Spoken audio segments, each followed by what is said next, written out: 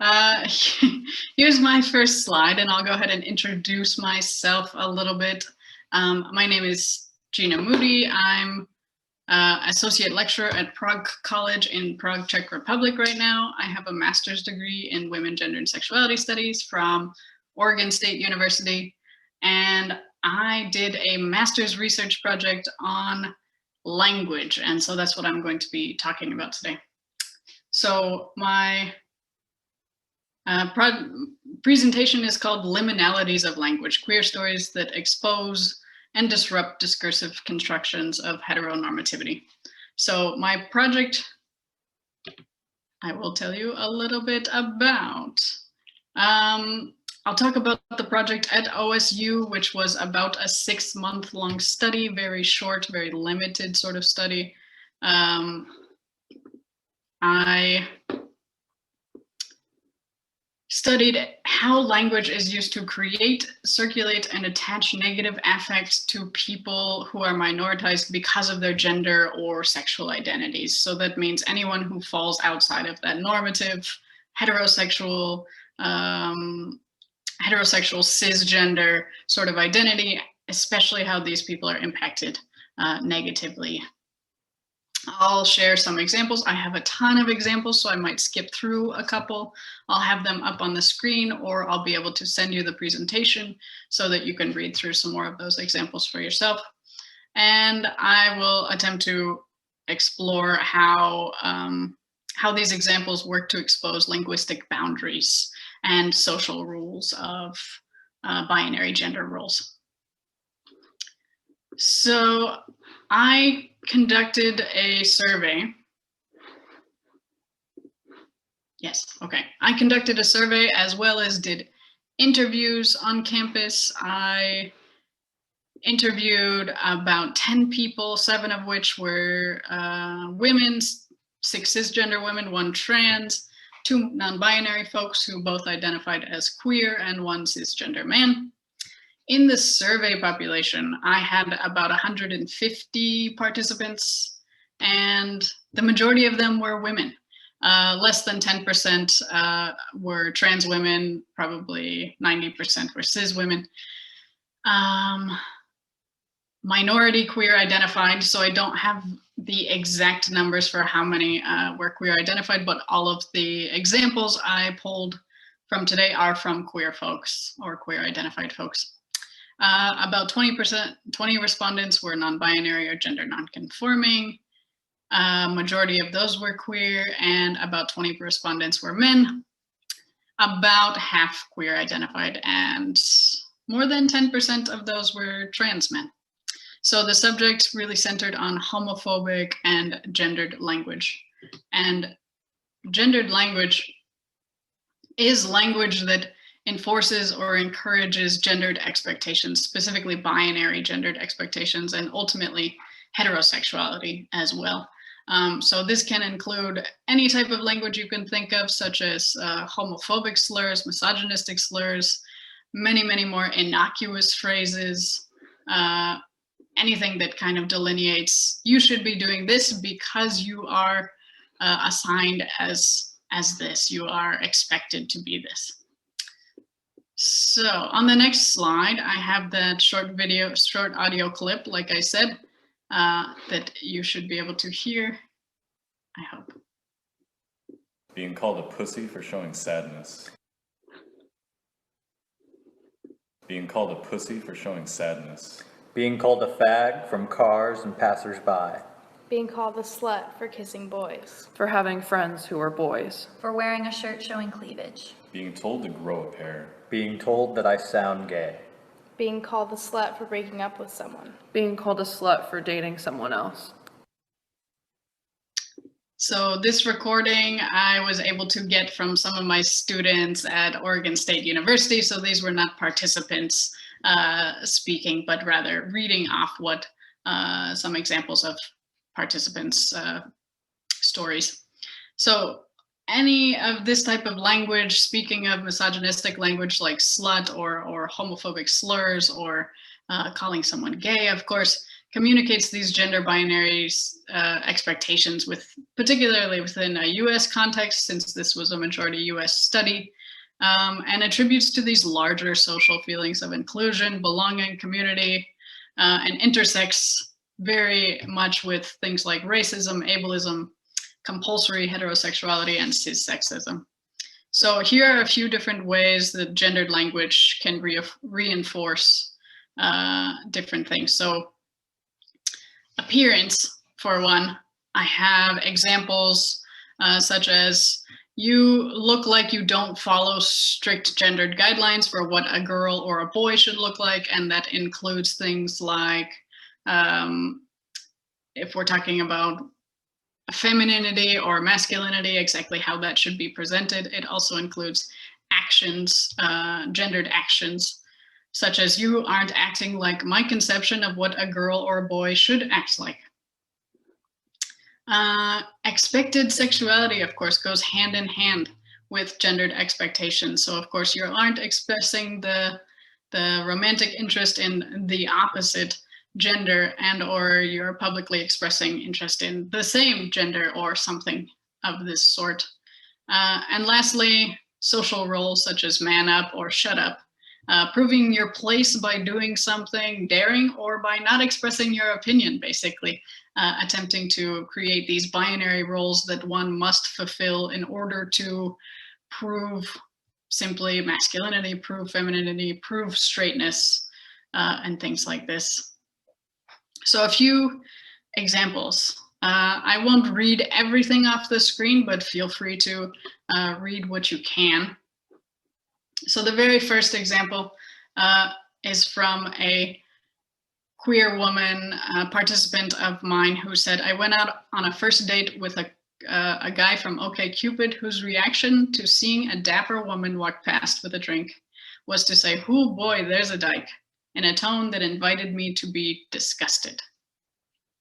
So people attempting to circulate these negative affects, to attempt to have other people agree with their assumptions of others, or give in to these negative affects, or assign them to particular people, is exactly what my presentation is focusing on, or the ways in which other people are assigning or attempting to place shame or disgust upon particular people for their clothing, for their actions, for their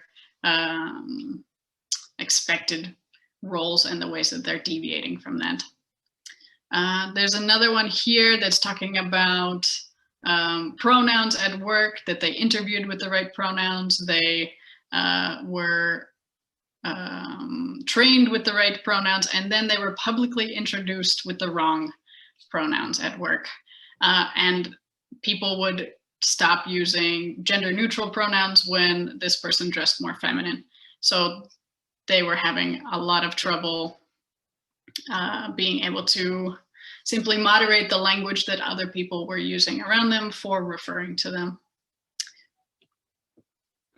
So queer subjects may be asked not to make heterosexuals uncomfortable by avoiding the display or signs of queerness or intimacy. This is a quote by Sarah Ahmed, which I used for a lot of my project, talking about affect and circulatory emotions. She really pinpoints that social space is kind of centered around what heterosexual people want, or what cisgender people want, and how they feel people should be behaving in space within their particular roles. So a few more examples for assumptions of straight or cis identity, or shame for presentation, are the first example here is being called a dyke or a lesbian out of a car or from passersby, really shamed and treated differently because of their different presentation. Another one here is an interviewee who told me about how her dad used to tell her to sit ladylike. So this type of language that really reinforces what we expect from women, what we expect from feminine folks, is really interesting to see the kind of metaphorical sense that comes back around. So in this way, ladylike, it's not only implying maybe concepts of white femininity, but it's also implying morality and sexuality, as to not invite looks or comments or ideas from other people around them about their type of sexuality, which is really interesting, considering the different ways these can be used. So gendered language uses affect. So it uses fear, it uses shame, it uses disgust within these words, within these phrases, within anything gendered, in order to attempt to regulate or push people into these normative spaces. So fear, for example, fear of punishment, you can see in a few examples I have later on of this. Shame of others or of family, of yourself. One of my participants talked a lot about their mother's shame of their non-binary or non-gender conforming presentation and identity, and how that kind of stuck to them as a point of contention. Even though they weren't necessarily ashamed of it, their family had a huge influence on whether or not they were able to present the way they wanted. And disgust, as you saw with the very first example, calling somebody a name, especially a homophobic name in a way, is really inviting other people to share in viewing non-normative or non-conforming folks in a way that eventually would shame them if they were to hear those words. So the circulation of affect sticks to some people more than others and is community oriented rather than simply arising only from within the self. So this is all in relation to other people. It really has to be in this communication space that we're receiving these types of informations, or these types of examples and necessary ways that we should be behaving in order to fit into our assigned roles. Here we have a few examples of somebody saying that they don't want to sound gay and attempting to even change their voice because of it. And another one being called a homophobic slur because they were wearing shorts that were quite short.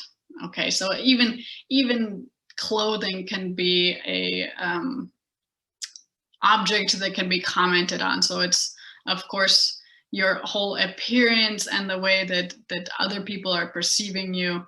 It can become a discursive object. You are communicating with others with this, and so they're communicating back with their opinions as well.